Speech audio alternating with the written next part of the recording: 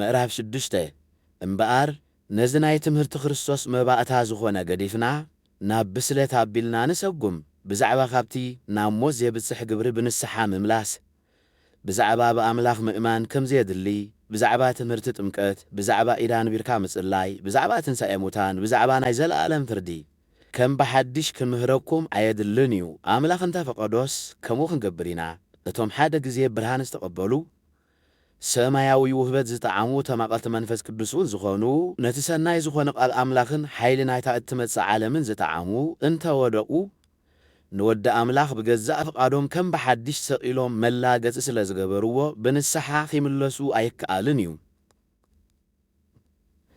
እታ ብዙሕ ግዜ ነቲ ኣብኣ ዝወረደ ዝናም ዝሰተየት ምድሪ ነቶም ንረብሓኦም ዝሓርስዋ ዝጠቅም ፍረ እንተሃበቶም ካብ ኣምላኽ በረኸት ትቕበል። እሾኽን ዳንዴርን እንተብቈለት ግና መርገም ኣብ ልዕሊኣ ዘንጠልጠለ ጥቕሚ ዘይብላ ምድሪ እያ መወዳእታ ኣፍኣ ምንዳድ እዩ። ኣቱም ፍቁራተይ ሽሕ እኳ ከምዚ ኢልና እንተተዛረብና ብዛዕባ ኹምሲ ዘጠራጥር የብልናን ነቲ ሰናይን ናብ ድሕነት ዘብጽሐኩም ነገርን ትፈልጥዎ ኢኹም ከመይ እግዚኣብሔር ነቲ ምእንቲ ፍቕሩ ኢልኩም ነቶም ቅዱሳን ዘገልገልክምዎምን እተገልግልዎም ዘለኹምን ዝርስዕ ገፋዒ ኣምላኽ ኣይኮነን።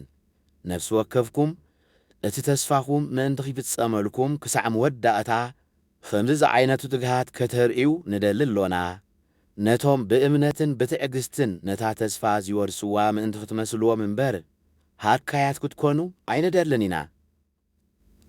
ኣምላኽ ንኣብርሃም ተስፋ ክህቦ ኸሎ ካብ ስሙ ዝዓቢ ዝምሕለሉ ካልእ ስለ ዘይተረኽበ ብሓቂ ክባረኸካን ከብዝሓካን እየ እናበለ ብስሙ መሓለሉ ኣብርሃም ድማ ብትዕግስቲ ተጸብዩ ነታ ተስፋ ረኸባ። ሰባት በቲ ካብኦም ዝዓቢ ይምሕሉ እቲ መሓላ ኸኣ ነቲ ዝተባህለ የጽንዖ ንኹሉ ምቡቶም ድማ ይድምድሞ። ስለዚ ኸኣ ኣምላኽ እቲ ምኽሩ ከም ዘይልወጥ ነቶም ወረስቲ ተስፋ ብግህዶ ኸየርእዮም ምስ ደለየ ብመሓላ ኣረጋገጸሎም።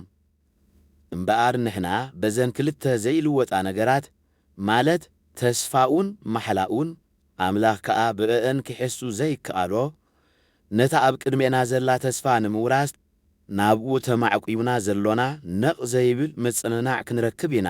እዛ ተስፋ እዚኣ ናይ ህይወትና መልህቕ እያ፣ ድልድልትን ጽንዕትን እያ። ብመጋረጃ ሓሊፋ ኸኣ ናብታ ውሽጣዊት መቕደስ እትበጽሕ እያ። ኢየሱስ ድማ ከም መዓርግ መልከ ጼዴቅ ሊቀ ካህናት ብምዃን ንእንታና ቅድሜና ኣብኣ ኣትዩ እዩ።